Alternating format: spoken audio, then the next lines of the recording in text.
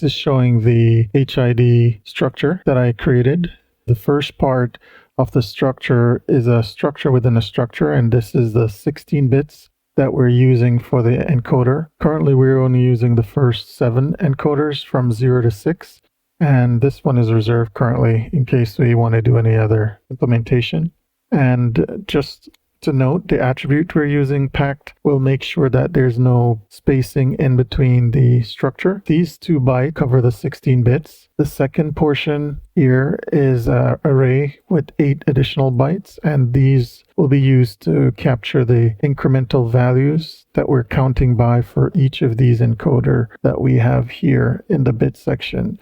So remember, we're using 2 bits to represent the up or down position in an encoder. So as you turn the encoder, it will either go up or down. So these 2 bits will determine that, but the counting values will be in this 8-byte array structure, and those values will be stored in this array here. Earlier in the series, I mentioned that we are bringing these over, but in the flight simulator, we're not mapping them currently to any functionality because these will count up from 0 to 255. We wanted to reserve that in case we needed to use it when we build a custom driver. And why we would need a custom driver, there's certain things we might want to do in the flight simulator, and we'll end up using SimConnect. So whether we're reading data back or entering data within the flight simulator environment. The first 16 bits represent the first 2 bytes of the structure. These additional 8 bytes add up to 10 bytes. And then these 16 bits, there is additional 2 bytes, and then another byte. These are all input. Input meaning what we're sending into the computer with the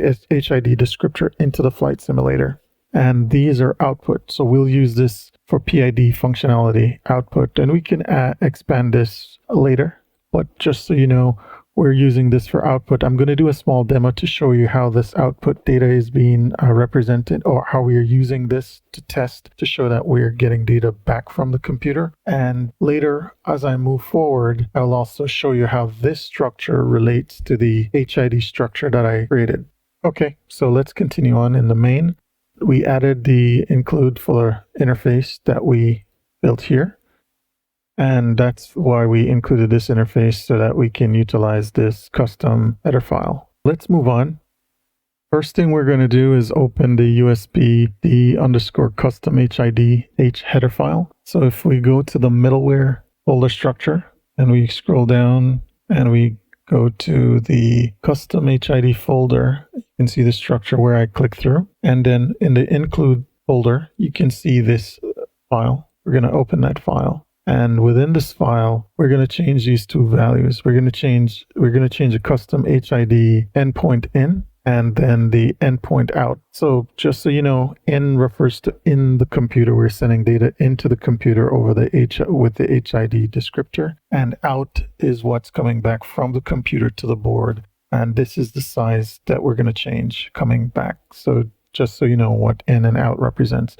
So with mine, I change mine to D because they're 13 bytes we're going to send, and this is an hexadecimal. So remember, the first 13 bytes we're sending in my structure here. So that represents the bytes I'm sending based on the functionality that we're implementing right now. And then these 7 bytes are the output. So when we read data from the computer back to the board, we're using these 7 bytes right now, based on how I define the HID descriptor, and we'll go over that. What we're going to do, as I mentioned, we're going to change this. We change this to the 13, which is D in hexadecimal. And then here we have 7 bytes. So we're going to have out 7 bytes and in 13 bytes, a total of 20. So the next thing we're going to do in this file, we're going to look for another change. We're going to look for a structure that we have to modify. And here we're going to modify the structure, and we definitely want to make only the state. So let's go ahead and change that. So I'm going to copy and paste from my previous file. If you notice, this is the key thing that changed right here. In the out event, we're only going to pass one parameter, and it's going to be a pointer. And that's all we have to change here, but pay attention to make sure you have everything else in your code, if you're following along, to match here. And we're going to go to the source, and we're going to open the custom HID file. And here we're going to make a few changes as well. The first method we're going to change is the USB underscore custom underscore HID underscore data out method here. Actually, let's go over here and save this first and go back over here. This is the one we're going to change right here. Just going to copy and paste it over.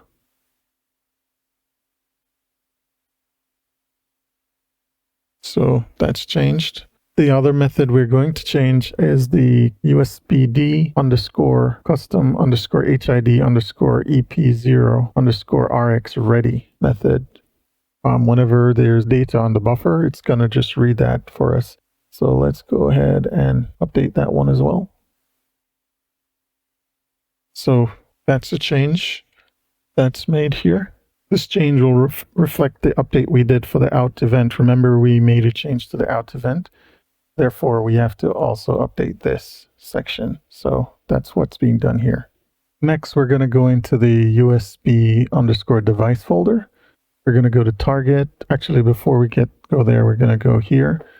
And we're going to open the USBD underscore custom underscore HID underscore if.c file. And within here, we're going to change the HID report descriptor. Right now, it comes in as the default, which is not doing anything. So we're just going to update that. And as you can see here, this is nothing. So we're going to update that real quickly. And this is the one that I made. So this is the key to how the data is being sent over HID. So this is what I modified. The other resource that I'll share with you is from the USB website. All the documents that I'll share will be on the usb.org website. Next, we're going to go to the device class definition document. Go ahead and take a look at this document. But for right now, I'll cover what you need, but this is a good resource for you to have. And it's device class definition for human interface devices, HID. The next document that's showing on the screen is the HID usage tables. This is actually the key part to where we will be defining our HID descriptor. Chapter 3 will focus on a lot of the usage pages that we'll use and how to define it. You'll see all these pages when you're defining a HID descriptor. So we'll move on. What I did here, I already set up the structure you will need for this testing, but I want to show you one more thing. On the usb.org website, there's also a descriptor tool, and you can use this to go ahead and define or to validate the structure. And I'm going to open an existing one that I was using. So we're using a generic desktop. This means it's just a generic desktop or PC device. Then we're defining the usage for a joystick. We're not totally implementing all the functionalities of a joystick, but we had 16 buttons that we defined, the minimum, and up to 16. So it had 1 to 16 buttons. The logical minimum represents the value of each button, 0 and 1. The report size is 1 because each button is considered 1 bit. The report count is 16, so there's 16 bits, which will give you 2 bytes. And then this is in the input. We're using a data, and it's a variable, and it's absolute value. That's the structure I used, and I was able to generate the values, and then I was able to save it here. So when I modified it, so keep that in mind. But for right now, I'm sharing this. So if you're using it for testing, you can go ahead and look at this, and I'll scroll down so you can capture the end of it as well. So that's how I was able to define the HID report descriptor. So please note that once you change this value, the length of your descriptor will change. So if the length of your descriptor change, the other values will change in your code. And I'm going to show you where you have to also make a change as well. So if you go here into the target folder, you were in the app folder on the USB device. You were here under app, but you're going to go to the target folder. From the target folder, you're going to open the usbd_conf.h. This header file will show you the values. So we already defined this from when we were configuring our microcontroller. So in the tool, we had enter 14. Well, this is not 14, this is 21. 4 in hexadecimal will be equivalent to 20 in decimal. And then also this is 104 in decimal, which is x68. And this value was what determined the value or the length of this structure that we defined here, just so you know, so you'll have that for your reference. So now that we have that, we can move on. Let's go back to the structure that I defined. This is the same structure as the HID. So I'm going to show you the tool that we just, actually, not this one. In the 16 bits here, it relates to this definition from here, having to do with these 16 bits. And it starts here as a button and end here at the input. So that structure defined the first 16 bits or the first 2 bytes in the structure. In this section, this also defines another 8 bytes, and that will correspond to this part of the section. Starting here, we're going to define dial values for what I am doing, and it will start and it will stop here. So this will be the section that corresponds to this definition that I have highlighted here for those 8 bytes. It's an array with 8 bytes.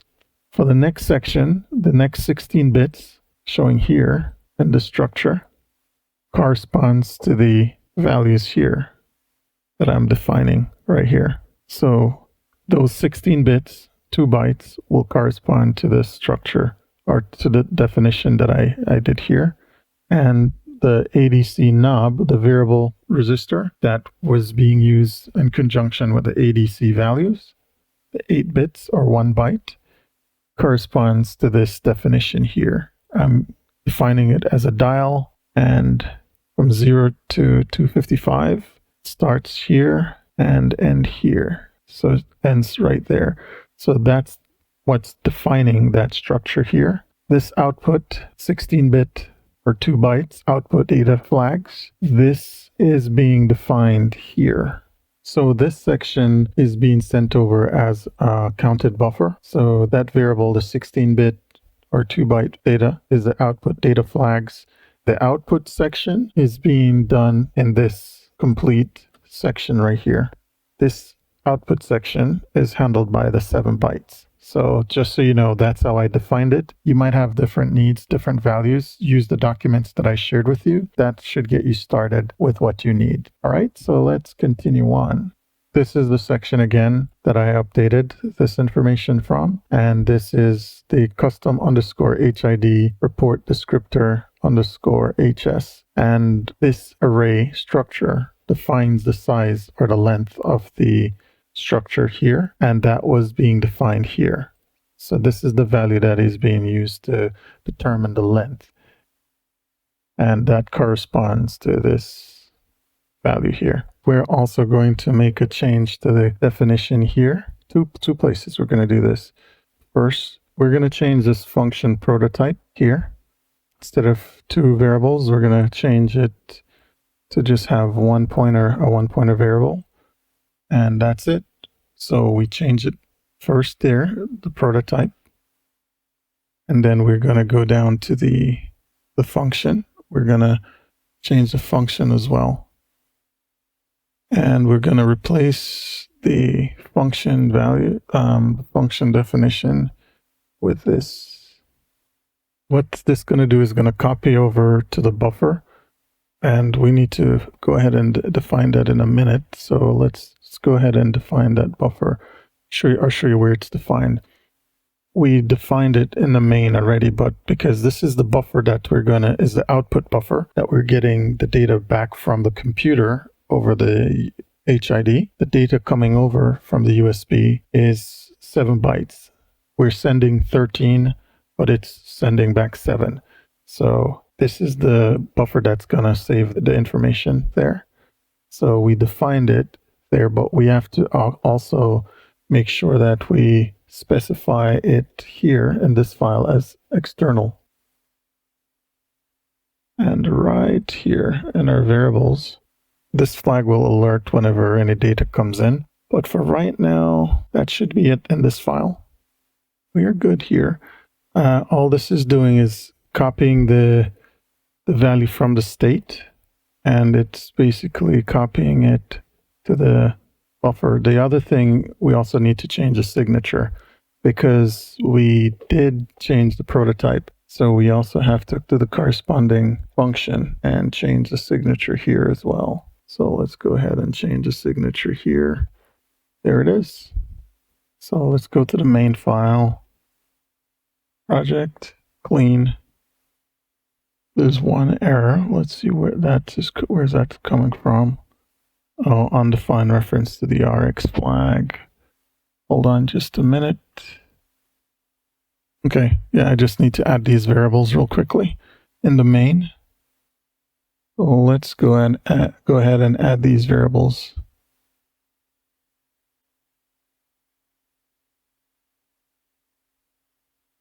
Okay, these are the flags that we're going to use. So I don't think we're using this one anymore, but let's go ahead and clean the project again. All right, so that works. All right, so let's go ahead and debug it. So let's confirm a few things from the last time that everything else is working here. And let's go ahead and turn on the camera for a minute. So, yep, we'll test a few things. That is working. The knob is working. And buttons. Actually, I don't have the buttons. Actually, let's do the encoder. Encoder is counting up and down. Perfect. And as you can see, the values that are changing here. So encoder 1, as I turn the value is changing. And then encoder 2, here the value is changing as well. So there it is. So that's working, and we can confirm the buttons as well. And buttons here, we have that one. Those are working. Those are the buttons we defined for this use case. So, all right. So that's a good thing. Let's move on from here.